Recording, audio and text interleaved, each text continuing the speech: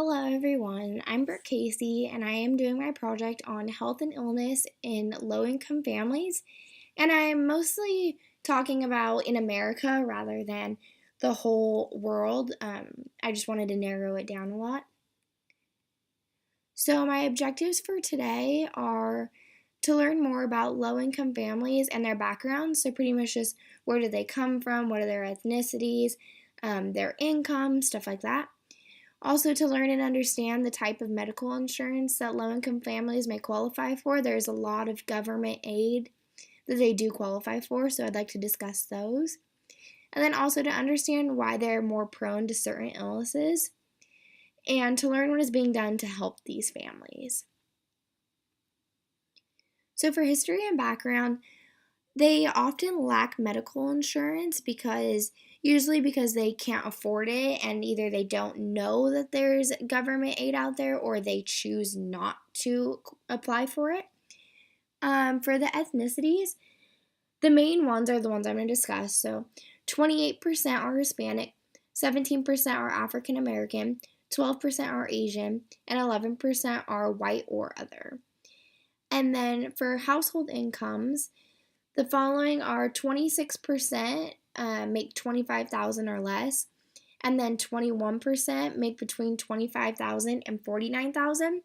And because these are household incomes, that could either include parents' combined incomes, or if it's just a single parent living on their own, just a single person, that would be just their income.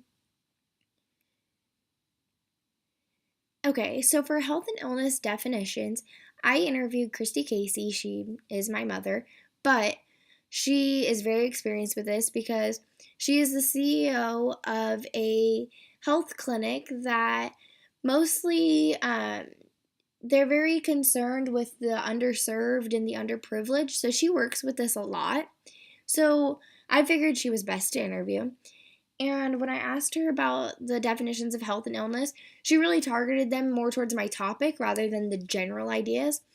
So she said that health is having a low income can lead to many different issues throughout life that can eventually have an effect on people's mental health.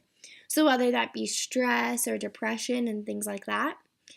And then for illness, she said that living in poverty can put people at higher risks for different illnesses and diseases, and also that these issues usually result from foods that lack nutritional value or the region in which they're living in.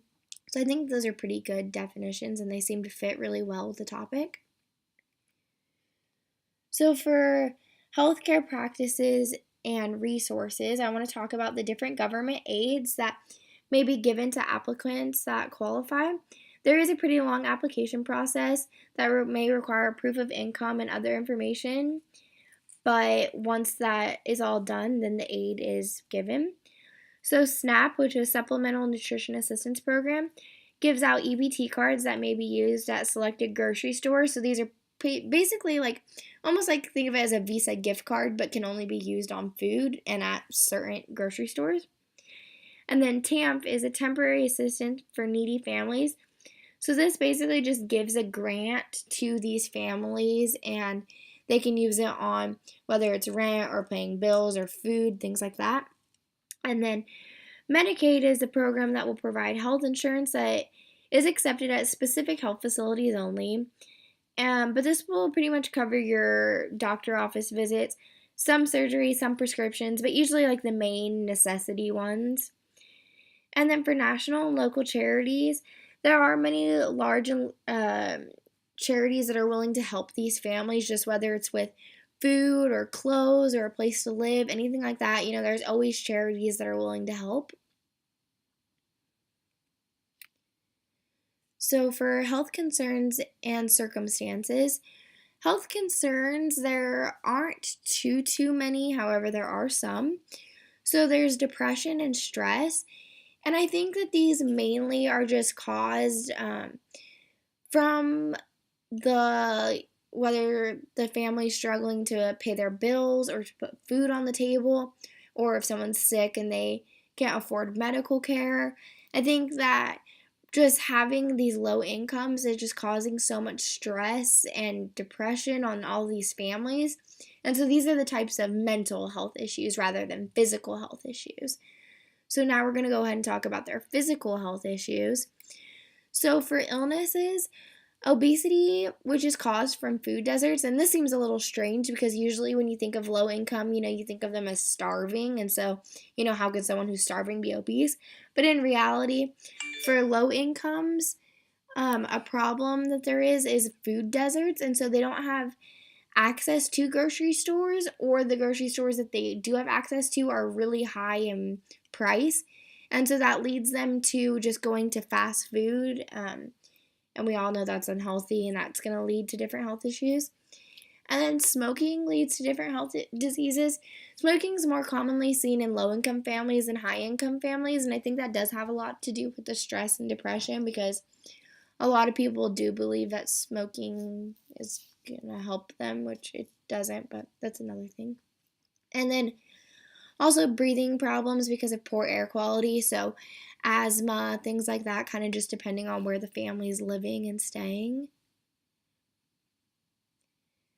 And then behaviors and beliefs. So for beliefs, there aren't a lot to discuss, mostly because there's tons of different cultures that are put together that make up this overall population of low income families. And we can't really pinpoint a certain belief to these people because it's not a cultural thing. It's more of just a group of people together. But we can pinpoint some behaviors on them. And smoking and eating unhealthy are definitely two things that are very common in low income families. Kind of relates to the slide previous to this that we talked about. And then for sociocultural factors, like I said, we're not going to really focus on cultural things because this is more of just an overall population. So we're going to focus more on the social side. So it's really sad because a lot of these families are ashamed of their financial status, and that causes them to not apply for government aid because whether they're just embarrassed or they think, oh, we don't need it, when in reality they do. Also, seeking medical attention late, so they wait until like the worst possible outcome until they go to the emergency room, when this is something that they could have fixed at just a regular doctor's office if they would have come in earlier. So that's an issue as well. And then similar to that is parents not taking their children to the doctor. So, they think, oh, it's just a cough or it's just a fever, they'll get over it, it's no big deal, we don't want to pay for that. But in reality, you do need to be taking your children to the doctor if you're sick, and you don't always know what's wrong with them, and not taking them and not getting them the antibiotics that they may need or the medications that they may need could actually worsen them. So, that's not something we want to do. And then my hypothetical character, so a little story time. I'm going to introduce you to Sarah, who's on the left, and then her mother, who's on the right, who's also a single mother. So this is the Smith family. So a little background is that Sarah is a 13-year-old who is overweight. Her mother is single and is working a minimum wage job. And because of this, she lacks groceries. She is struggling to get by and to raise her child and be able to support them too. And so because of this, she doesn't usually have groceries at her house. She is not currently getting any kind of government aid that's going to help with groceries. And so because of that, she is eating a lot of fast food. She takes Sarah to McDonald's and Taco Bell, and they just order off the value menu, and they're eating these really greasy and high calorie foods. And eventually, as time goes on, this is just going to keep causing Sarah and her mother as well to both keep gaining weight. And this is going to put them both overweight. But Sarah's our main concern in this little story. So this bad diet that Sarah's been on lately has actually caused her to develop type 2 diabetes. And this is really common in people who are overweight, and it's really sad because, it does develop from that. And so in this case, the family has no health insurance, and so they kind of are like pondering what they should do. The mom knows obviously Sarah needs her certain prescriptions and she needs to see a specialist, and they need to be monitoring her. There's a lot to diabetes, it's not just a simple thing. And so she eventually does seek medical attention, and when she does, they inform her that she does qualify for Medicaid, and Medicaid's basically just going to help cover her like her prescriptions, her doctor's office visits, anything that she needs, they're going to cover. So that's really helpful in this situation. And so for cultural competent healthcare, basically what the medical providers' focuses need to be on is helping Sarah, and the way that they need to be doing this is by educating her on what's going on with her body. She needs to understand what's going on with this whole diabetes thing, and how did she get it, and what are her future health risks, and what can she do. Can she exercise, change her diet, things like that. Also, encourage her to follow the doctor's instructions. So I know this can be hard. Like I said, she is only 13 and it's really hard. Diabetes is a very high maintenance thing. There's a lot to do with it. You're constantly checking different things, different levels, and this is all something that she is going to have to understand even though she's young, because she needs to be able to take care of herself. But along with that, her mother does too. So we also need to be educating her mother on the care of diabetes, making sure that Sarah is getting her full treatment, her everything she needs. And also explaining to her mother the nutritional values of foods. I'm sure she knows these greasy foods aren't good for her and stuff, but I think if we use numbers and show this is the amount of calories and this is what's happening, I think that's really gonna it's gonna set in her mind, like, okay, maybe I really do need to get help so I can get groceries and start changing my diet as well as Sarah's diet, because it is going to improve both of our living. So some other aid that can help them, that's not just getting their EBT cards and stuff or their Medicaid, but some other things that they might be interested in is the after school nutrition program. So basically what this does is just provides healthy snacks and lunches and stuff like that to Sarah. And then child and adult care program.